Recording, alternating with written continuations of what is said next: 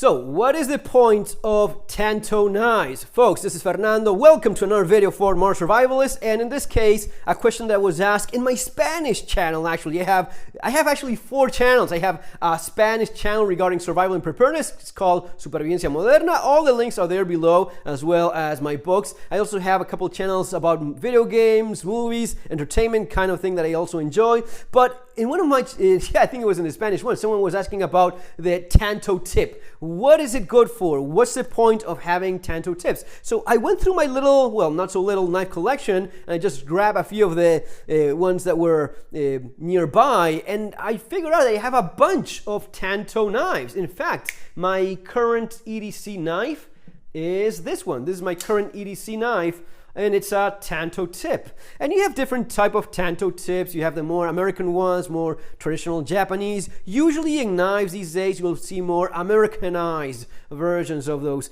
TANTO tip knives. The traditional TANTO tip is, coming from the TANTO, the katana, the Japanese sword, and when those blades broke, they would use the broken blades as to make a smaller dagger, or at least that's the way it used to go in terms of the lore of TANTO daggers. Well, the point is that today a TANTO is basically this: you have your blade and you cut it at a straight angle, and that's your TANTO. And there's really not a whole lot more. Yes, don't kill me there in the comments. I know that the Japanese TANTO has another shape and so on, but for all practical purposes, TANTO is basically this. And this is actually a great example for me to talk about, because this is a knife that I EDC'd a lot back before the words, the acronym EDC even existed. And I can actually prove that, because if you look at that, it says Voyager. This is from Cold Steel, from back in the day when Cold Steel made their knives in Japan. And as you see, there's a lot of scratching and messing around because I used this knife a lot. Now, I took good care of it because I already knew how to take care of knives by the time I got this one. So even though it has a little bit of use here and there, as you see, it is still in beautiful condition. Yeah, back when things were made with a little bit more care. So a few scratches here and there, but you can appreciate how this has been sharpened. I sharpened this knife a lot. I kept it in razor sharp condition. It still is the case right now. On both of these edges, I can shave with this because that's how I like to keep it. Now, what is the advantage of the TANTO tip? Well, it's freaking strong. It's a strong tip because you have a lot of metal and it doesn't get all that thin. So in terms of penetration, it still penetrates nicely enough.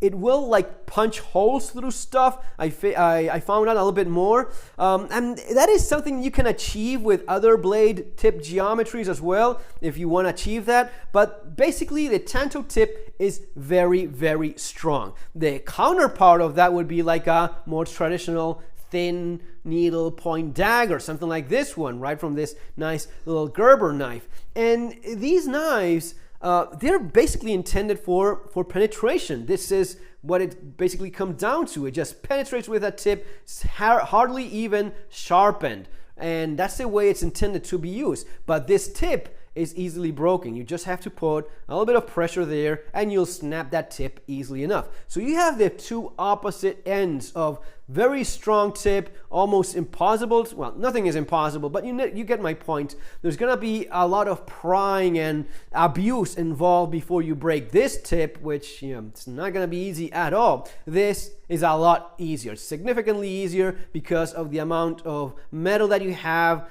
in terms of the length. So it's a long, narrow little tip, and this is a lot of freaking triangular steel.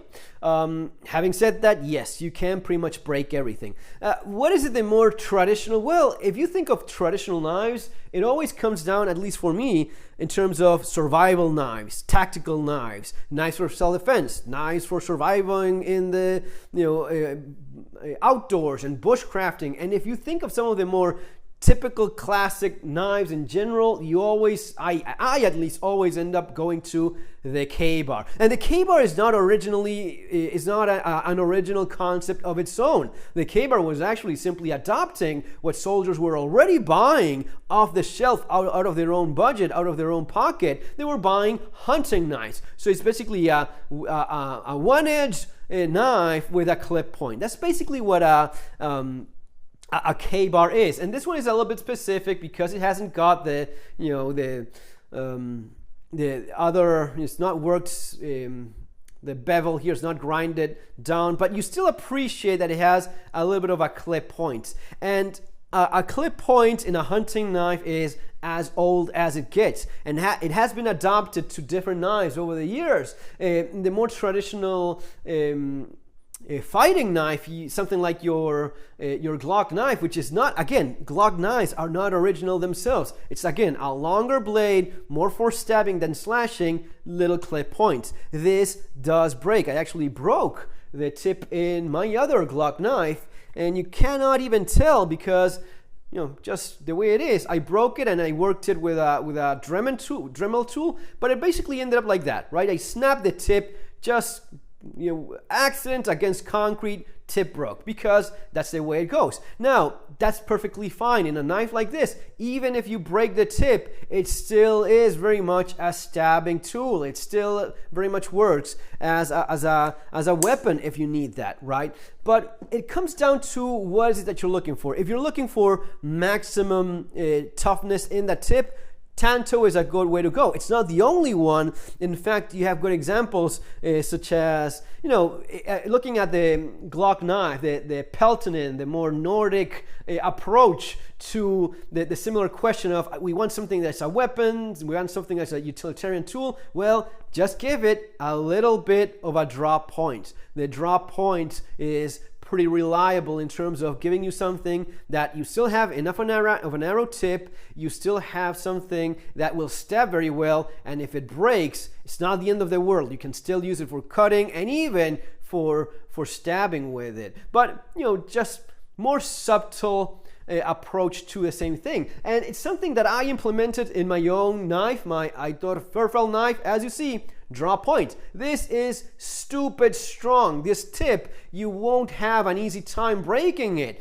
I actually used, I think it was this same knife, I used it so as to stab a few holes in a barbecue. You know what? It had like a big metal tray, stainless, or it was, I think it was, baked on finish. Basically just a barbecue. It's steel. It's a chunk of steel, and using this knife, I just stabbed through it so as to put several holes for draining.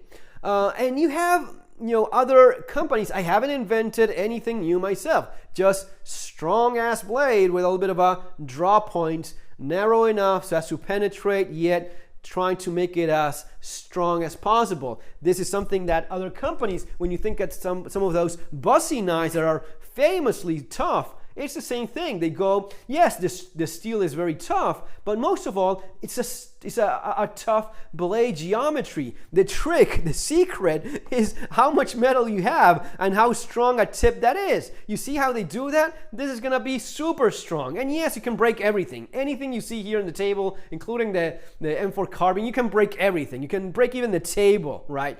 But not everything breaks as easily. It's about the steel, but most of all, yes, about the steel, the heat treatment, yes, but it's about the blade geometry, how much metal you have, how narrow and long that is or not. Now, going back to this question of what is it that you get from the TANTO tip, well, you get that. You get not only just a very strong tip, at least in my experience now, going back to those years of actually carrying this as an EDC, it is quite functional. It allows you to do some surprising amount of detailed cutting. You would think that something like this would be, and yes, you have, or something like this, right? You have a very narrow tip and you can just cut nicely with this. Let's say I want to cut from a magazine, right? An article from a magazine, and I don't have a scissor. I just want to use my knife. Okay, detailed cutting, right? Or carving, just trying to drill a little hole. Well, if I have to cut something like that, you would use this tip. Now, with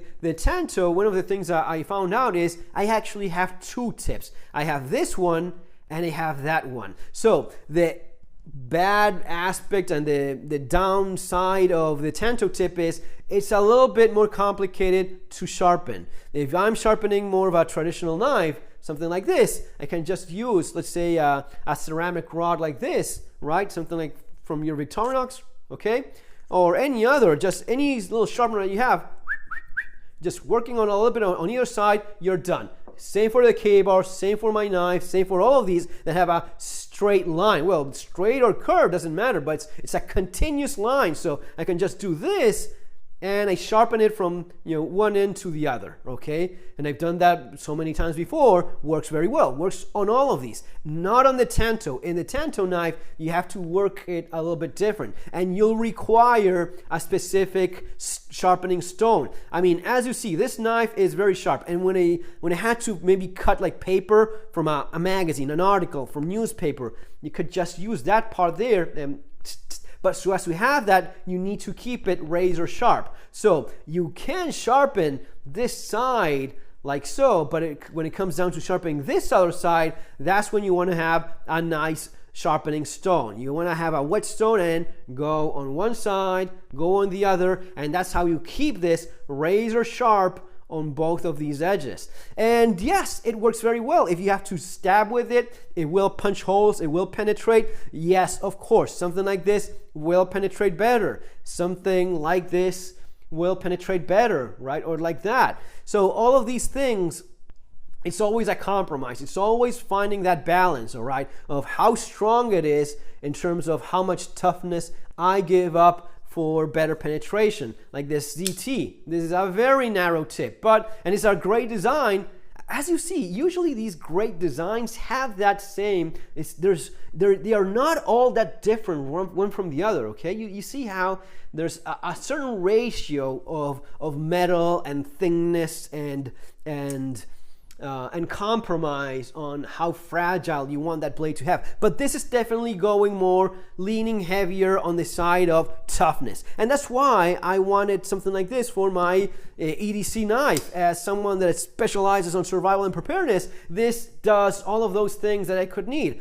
Cutting through tougher materials. I'm not gonna make a trap in bushcrafting school with this knife, right? That's not my concern. I want something that's very utilitarian, very tough. If I have to do something a little bit more abusive, the knife can definitely take it. The tip will definitely penetrate, and I try to keep it as razor sharp as possible, even using other knives, maybe using the blade in my multi-tool, so as to keep this as sharp as possible for whenever the need may arise.